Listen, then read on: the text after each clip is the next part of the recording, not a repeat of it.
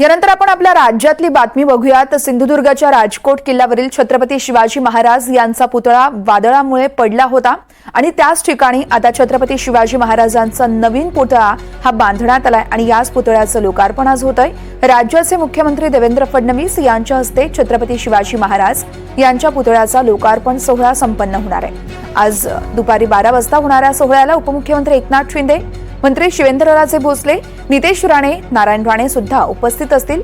शिल्पकार राम सुतार यांनी छत्रपती शिवाजी महाराज यांचं शिल्प साकारलं आहे, ते देखील त्या ठिकाणी उपस्थित असतील।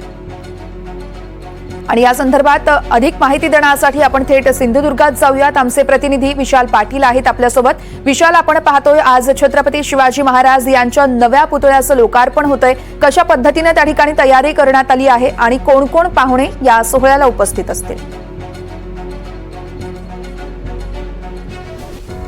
वर्षा, मालवण समुद्रकिनाऱ्यावरती शिवाजी महाराजांचा भव्य असा पुतळा उभा करण्यात आलेला आहे आणि राज्याचे मुख्यमंत्री देवेंद्र फडणवीस यांच्या उपस्थितीमध्ये हा सगळा सोहळा संपन्न होणार आहे। दुपारी 12 वाजता या पुतळ्याचं लोकार्पण केलं जाणार आहे। आता मी याच ठिकाणी आहे, राजकोट किल्ल्यावरती हा पुतळा उभारण्यात आलेला आहे। प्रसिद्ध शिल्पकार राम सुतार यांनी हा पुतळा उभारलेला आहे। खरं तर वादाची पार्श्वभूमी जी आहे ती सगळी राहिलेली आहे, कारण का नौदलाचे जनक म्हणून छत्रपती शिवाजी महाराजांची ओळख आहे आणि त्याच अनुषंगानं 2023ला नौदलाकडनं जो कार्यक्रम घेण्यात आला होता, त्या नौदलाच्या कार्यक्रमाअंतर्गत छत्रपती शिवाजी महाराजांचा या ठिकाणी 35 फुटाचा पुतळा जो आहे हा उभा करण्यात आला होता। मात्र ज्या पद्धतीनं मालवणमध्ये वादळ आलं होतं, त्या वादळानंतर महाराजांचा पुतळा पडला, त्यानंतर ज्या पद्धतीनं हे राजकारण पेटलं होतं हे सुद्धा संपूर्ण महाराष्ट्रानं पाहिलं। राडे जे आहेत हे या मालवण भूमीतले लोकांनी पाहिले, राजकीय राडे पाहिले आणि त्यानंतर देशाचे पंतप्रधान नरेंद्र मोदी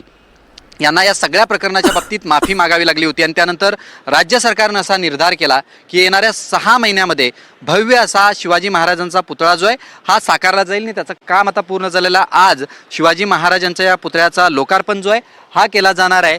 जमिनीपासून तलवारीपर्यंत 93 फुटी उंचीचा हा भव्य असा शिवाजी महाराजांचा पुतळा जो आहे हा उभा करण्यात आलेला आहे आणि या समुद्राला पाहिल्यानंतर आणि दुसरीकडे आपल्या राजाचं रूप पाहिल्यानंतर अत्यंत समाधान लाभेल अशा पद्धतीचा हा पुतळा जो आहे हा साकारण्यात आलेला आहे। बाजूलाच सिंधुदुर्ग किल्ला सुद्धा आहे, त्यामुळे नौदलाचे जनक शिवाजी महाराज, त्यांच्या काळातला इतिहास आणि शिवाजी महाराजांचं योगदान या सगळ्या पार्श्वभूमीवरती हा राजकोट किल्ल्यावरती छत्रपती शिवाजी महाराजांचा भव्य असा पुतळा उभा करण्यात आलेला आहे। 93 फूट हा पुतळा उभा करण्यात आलेला आहे आणि अवघ्या 6 ते 7 महिन्यात सगळं काम जे आहे हे पूर्ण झालं होतं।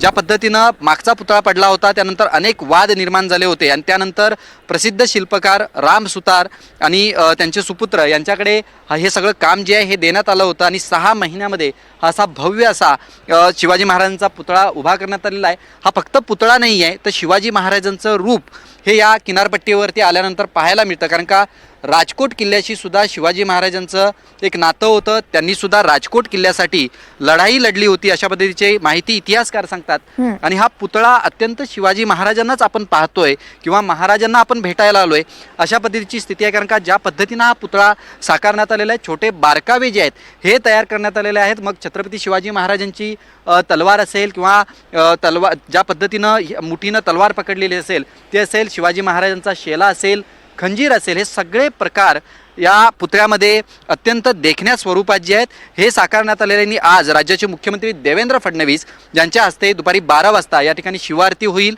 छोटेखानी एक पूजा होईल आणि त्यानंतर या पुतळ्याचं लोकार्पण होईल आणि पर्यटकांसाठी राजकोट किल्ला आणि हा पुतळा खुला होईल। या कार्यक्रमाला उपमुख्यमंत्री एकनाथ शिंदे हे सुद्धा उपस्थित राहणार आहेत। त्याचसोबत सार्वजनिक बांधकाम मंत्री शिवेंद्रराजे भोसले उपस्थित असणार आहेत।